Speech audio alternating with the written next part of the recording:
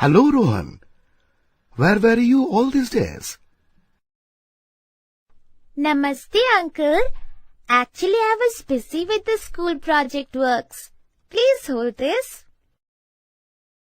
Oh, very kind of your father. I was helpless without cash. I have to pay electricity bill urgently. You could have easily made the bill payments through the digital financial services or digital payment. It is very safe and convenient to use. I have heard a lot about it. Please explain it in detail. It seems interesting. Digital payment or e-payment is a mean to transfer value from one payment account to another using digital devices like mobile phones or computers. It is considered a better mode of payment than the cash payment because it is a very convenient mode as it allows one to move around with minimal cash. Moreover, only mobile phone or Aadhaar number or a card is required. One can easily pay anywhere, anytime through this mode of payment as modes like UPI apps, USSD or e-wallets are operational round the clock. Many discounts have been announced by the government to encourage digital payments. For instance, full exemption from service tax is provided if payment up to 2,000 rupees is made through digital modes. Moreover, 0.75% discount on fuel and 10% discount insurance premiums of government insurers are also provided. An automated record is maintained in the transaction's history, irrespective of the modes of digital payment. There is low risk to no risk in case of digital payment. Mobile wallets have low risk only if password is not remembered to unlock the phone. Cards are not operational without PIN. Besides, cards can be blocked in a few seconds. AEPs requires one's fingerprint. Thus, risk of carrying huge cash in our pockets can be avoided. Let us now discuss the major types of digital modes of payment. These are cards, POS, USSD, e-wallet, and AEPS. Let us explore these payment modes one by one. There are three types of cards which are usually issued by banks: prepaid cards, debit cards, and credit cards. Prepaid cards can be used for limited amount of transaction and can be recharged like mobile recharge. These are preloaded from a customer's bank account. Debit cards are linked to the bank accounts. These are issued by the bank to current, savings and overdraft account holders. This card is used to withdraw cash up to the limit present in one's bank account or purchase goods and services at a point of sale or online. It can also be used for domestic fund transfer from one person to another. Credit cards are issued by banks and other entities approved by RBI. Most credit cards have a cash advance option that allows card holders to withdraw money from a credit card. But certain things need to be considered while using it. This is one of the most expensive ways of taking out a short-term loan, as the card holders need to pay back the money at higher interest rate. Presently, the average interest rate for cash advances is around 24%. Fees approximately 3 to 5% of the amount withdrawn also need to be paid. In most of the cases, no grace period is given and the interest is charged as soon as the cash is withdrawn. Cash withdrawals are almost always limited to a set amount called the cash credit limit. RuPay cards, which is an Indian version of credit or debit card, It is very similar to international cards such as Visa or MasterCard. I have this card, but I don't know how to use it. To withdraw money from an ATM, you need to insert your debit or credit card, type in your unique PIN number that is of 4 digits. You can withdraw money or even find out your bank balance with the debit card. Can we also use these cards at the retail shops? Yes, definitely. The process is as follows. Give the debit card to the cashier at the store. Merchant runs the card through POS machine and types an amount of the purchase. Then the consumer types in the PIN of the card. The amount of purchase is deducted from the user's account. A printed receipt is signed by the user and a copy is kept by both the merchant and the user. Finally, customer gets an SMS on his registered mobile for transaction completed. Now I can easily pay my bills of electricity, water supply and telephone through this. Yes, of course.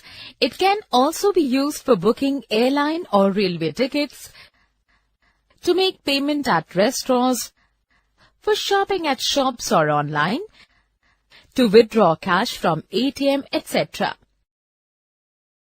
Can you please tell me about the use of POS machine in detail? Point of sale machine or POS is an electronic device used to process card payments at retail locations. A POS generally does the following. Reads the information of a customer's credit or debit card, checks whether the funds in a customer's bank account are sufficient, transfers the funds from the customer's account to the seller's account, records the transaction and prints a receipt. Mobile-based POS. Mobile-based POS or MPOS is a free point of sale and cloud-based solution in which the smartphone or tablet is used to ring up sales, manage inventory and build customer loyalty. Demonetization drive has made retailers to switch from traditional cash registers to MPOS that provide complete retail management. MPOS offers individual and mutual benefits to consumers and merchants respectively. Through MPOS, salespeople can accept payments from consumers anywhere in the store. Consumers can easily make payments on mobile POS devices via credit, debit cards, or digital wallets. Both merchants and customers benefit from loyalty programs continuously integrated into the payment transaction. Do we need to take some precautions while using the digital cards?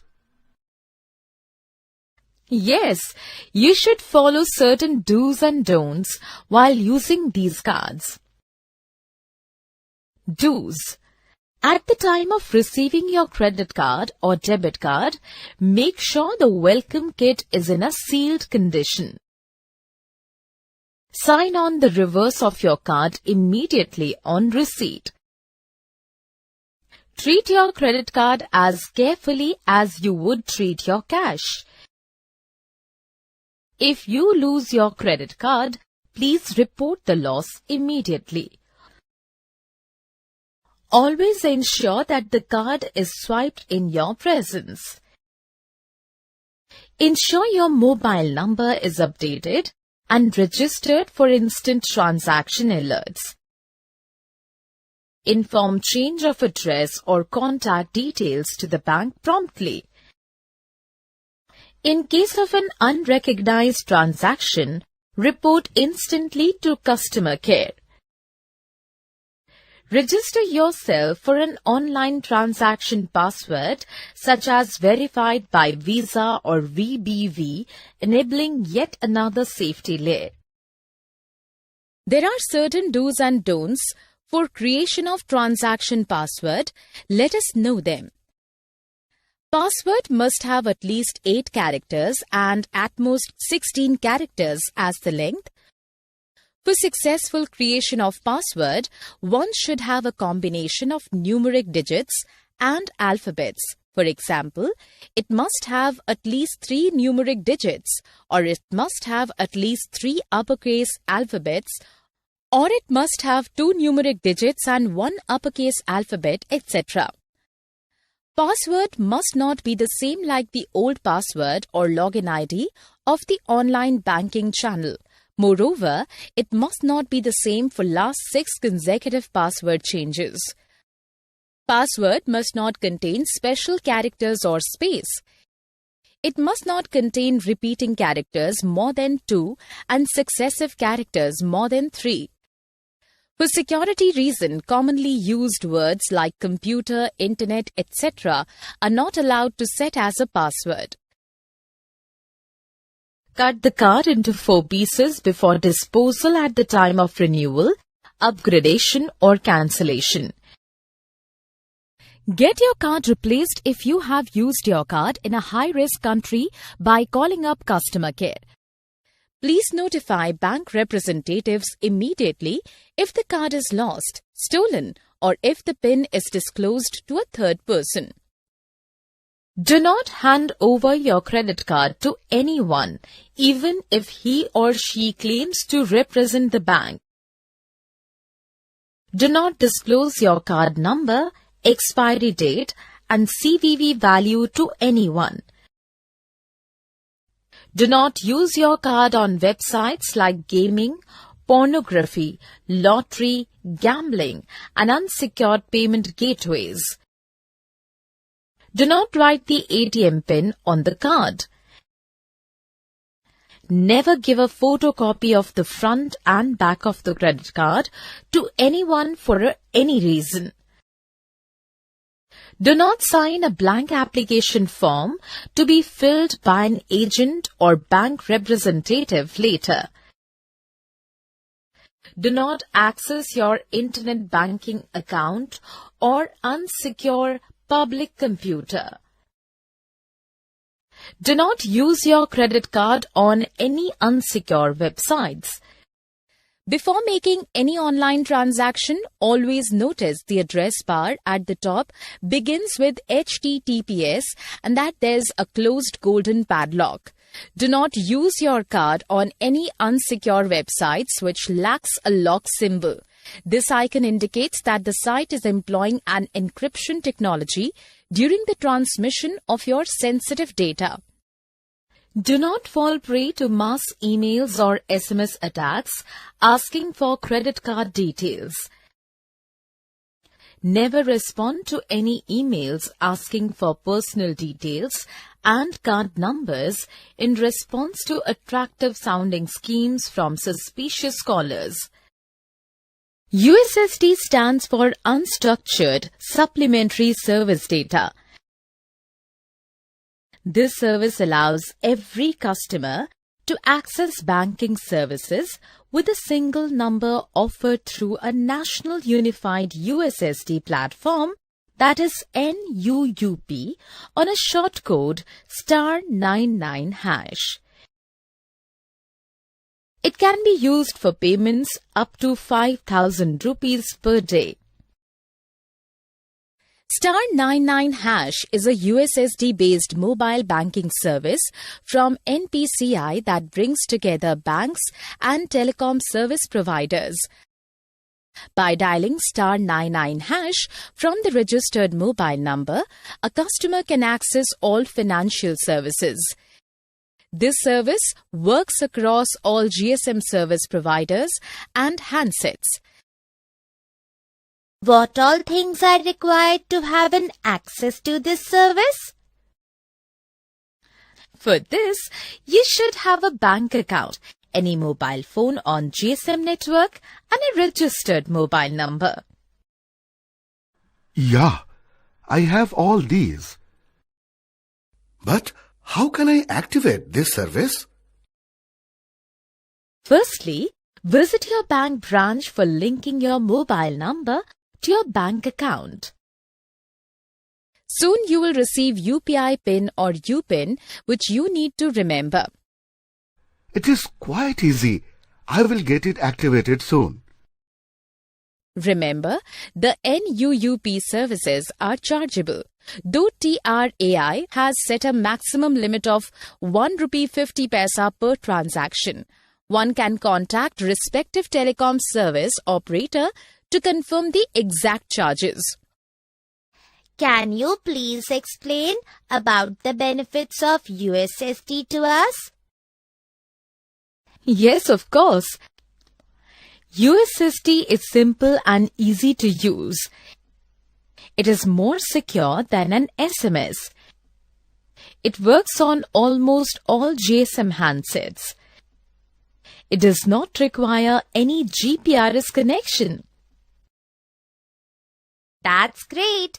But how can we use this facility to transfer the money? It is a very simple process.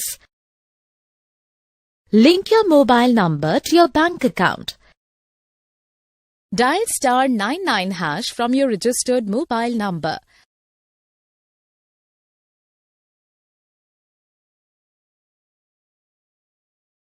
A welcome window opens up with the option of OK.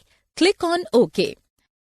You will get a window of various languages. Select your language by clicking on it. A window with options of bank details will open. Enter the required details. Further, you have to select your banking options by pressing the respective numbers placed adjacent to the given options. Then enter your referrals code and you can skip this window by pressing 1 and click on option Send. Next step is to select the desired option of sending money. After this, enter IFSC code of beneficiary and then in next window, enter account number of beneficiary. Then enter the amount you want to transfer. Finally, enter your UPI PIN to complete your transaction. AEPS stands for Aadhaar Enabled Payment System. This service empowers a bank customer to use Aadhaar as his or her identity to access his or her respective Aadhaar-enabled bank account and perform basic banking transactions. It allows bank-to-bank transaction at POS or micro ATM with the help of banking correspondent, BC or VLE. The user has to seed his or her account with their Aadhaar number at bank or with the help of BC or VLE. User can do as many transactions at any AEPS point without any PIN or password.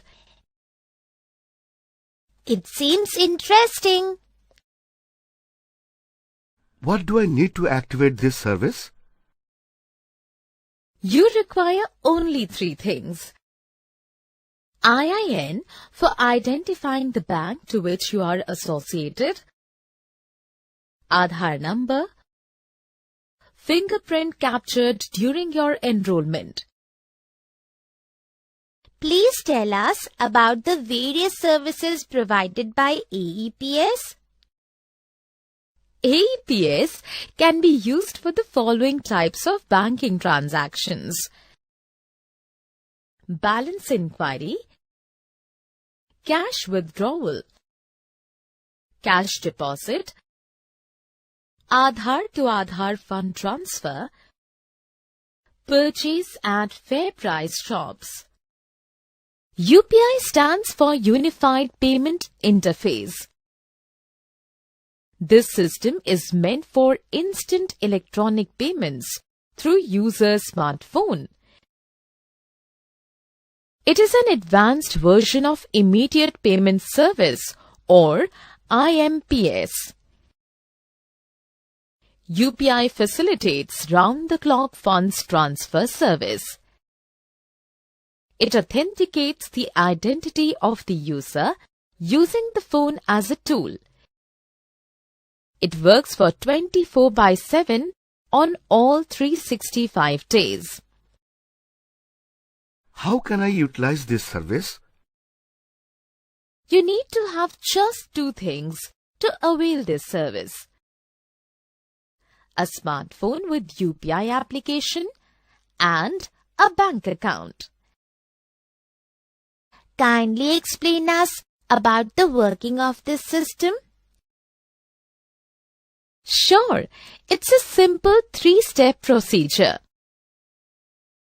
Proceeding with step 1, download a UPI app of your bank. Then, create a virtual ID with your name or phone number and register with your account details.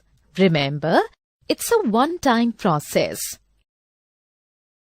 Now, to start with the second step, add the item to be purchased to your cart. Then go to Payment Options and select Payment through UPI. Provide your virtual ID to the merchant. Initiating with step 3, you will receive a pop-up window on your phone's UPI app requesting your approval for online purchase. After entering the security PIN, a confirmation of successful payment will be sent to your phone. But do I need to share my bank details for utilizing this service? No, UPI eliminates the need to share user's name, bank account number, IFSC or bank branch. It also eliminates the use of physical tools like debit cards. There is no need to use multi-step processes like net banking. It is very simple application and can be used by anyone. It provides instant and secure authentication and can be initiated anywhere. It opens up the pathway for a completely cashless digital society. It can be used to send a request for money, like an invoice. Customers can also use UPI to make online payments of utility bills and school fees. Which mobile app should I download to use this service? You can download Bheem app, developed by National Payments Corporation of India or NPCI. Bheem or BHIM was rolled out in an initiative to enable fast, secure and reliable cashless payments through mobile phones. BHIM is interoperable with other UPI applications and bank accounts. Can you please tell us about Bheem app in detail? Yes, sure. The main feature of BHIM app include checking balance and transaction details, sending and receiving money using QR codes, allowing payment of 10,000 rupees per transaction and 20,000 rupees for 24 hours. Sending and requesting money via payment address, sending and requesting money to mobile number, sending money through MMID mobile number, sending money through IFSC code account number, making merchant payments using pay and scan option, sending money to Aadhaar number, transferring fund to any bank account, advance registering for payee and the beneficiary's bank account number is not required. Transferring money instantly and anytime. There are certain limitations of BHIM app or Bheem app. Only one bank account can be linked at a time. Only 2 virtual payment addresses are allowed. By default, first VPA is linked to your mobile number. How can we use this app? You need to follow few simple steps to start BHIM app. Firstly, visit the Google Play Store and search for the BHIM app. Select the BHIM app from the app list and install it. After installation, click Open to start BHIM. Then, select your language and click on the Next button. Again, click on the Next tab in the subsequent windows. Click on Let's Get Started button. Verify your mobile number by clicking on the Next button. Then, set up your passcode and confirm it. After that, select your bank from the list and click Next to continue. How can we send money using Bhim? For sending money using your VPA or bank details, click on Send option. Enter VPA of the beneficiary. Then, click on the Account plus IFSC option and then enter the account details of beneficiary. Can we even collect money using BHIM? Yes, definitely. To collect money, click on the Request button. Again, enter the mobile number or VPA of the person from whom you want the money. Enter the amount and click on the Request tab. Then, the payer would get a notification in his smartphone to accept or reject the payment. The payer can also use QR code to make the payment. Follow few simple steps to set your PIN. Firstly, click on the Bank Account option. Then, click the Set UPI PIN option. Finally, enter your bank account details, submit it. E-wallet stands for electronic wallet. It is a type of electronic card used for online transactions through a computer or a smartphone. An e-wallet needs to be linked with the individual's bank account for making payments. Its utility is same as a credit or a debit card. The objective behind promoting an e-wallet is to make paperless money transaction easier. Let us glance through the features of the e-wallet now. E-wallet is a type of prepaid account used by a user to store money for future online transactions. The account is password protected. User can make payments for groceries, online purchases, etc. through this account. E-wallet has two main components: software, information. The software component stores personal information and enables security and encryption of the stored data. On the other side, the information component is a database of user details. It includes their name, shipping address, payment method, amount to be paid, credit or debit card details, etc. It seems interesting. But how can I use this e-wallet? It is quite easy. You just need to download the app on your device. Then, sign up by entering the relevant information and you will receive a password. After that, load money using debit or credit card or net banking. After shopping online, the e-wallet automatically fills in the user's information on the payment form. Once the online payment is made, the information gets stored in the database and is updated automatically. My father is a merchant. How can he use the e-wallet to accept payments? In case of merchants also, the first 3 steps are as same as for the normal customers. After that, declare yourself as a merchant and start accepting payments. Wow, that's so simple. Can you please tell me that? What do I need to start using an e-wallet? Yes, sure. You require only 4 things: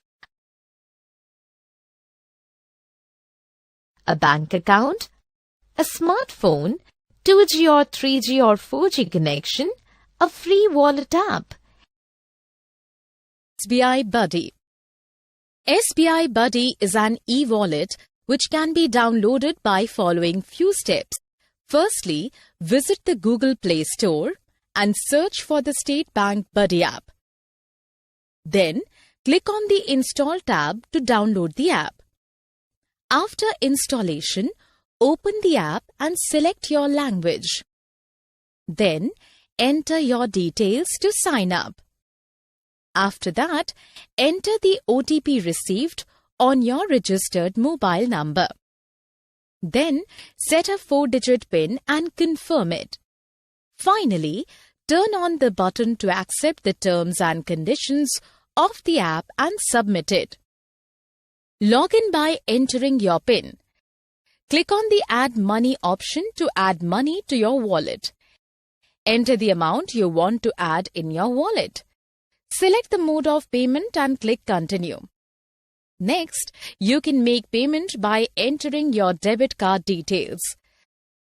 Click on to Generate OTP option.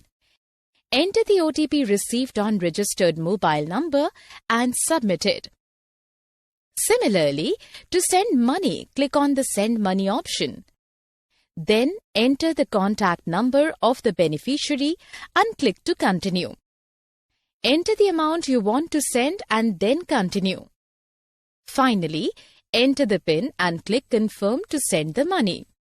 While using an e-wallet, certain things are need to be considered, such as use password and pattern locks for mobile security. Don't share your e-wallet credentials with anyone. Don't load your e-wallet with high amounts. Many merchandising stores still not accept e-wallet. Cyber security.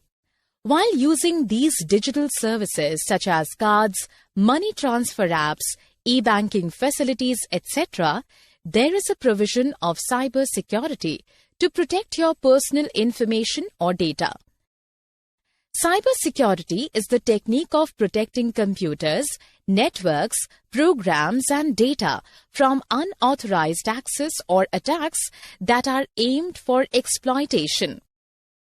Cybersecurity is about building confidence and security in the use of ICTs so as to ensure trust by the information society. It aims at the reduction and prevention of threat and vulnerabilities and having in place policies for protection, incident response, recovery, data assurance, law enforcement, and military and intelligence operations. Cybersecurity touches practically all citizens around the globe. It provides wide opportunities in human development as well as in achieving better integration in the information society. It also supports wider access to knowledge as well as to the development of policies and strategies. There are certain do's and don'ts of cybersecurity that remind us all of the actions we must take to remain vigilant. Do make sure that when you connect to a wireless connection, you are connecting to the proper network, otherwise known as SSID. Don't assume that because the name may sound similar that it comes from your trusted source. Do use passwords that comprise of uppercase, lowercase letters and special characters. Don't use familiar names or numbers like that of your family members, birthday, etc. Do take advantage of dual or multi-factor authentication. For example, many websites now offer securities beyond just a username and password, such as smart card PIN or even user-selected security images that one recognizes upon login. Don't use username and password only when other options are available. Do maintain a list of passwords in a safe place and change them at least quarterly. Don't keep the same passwords for longer time. Do keep your corporate passwords separate from your personal passwords.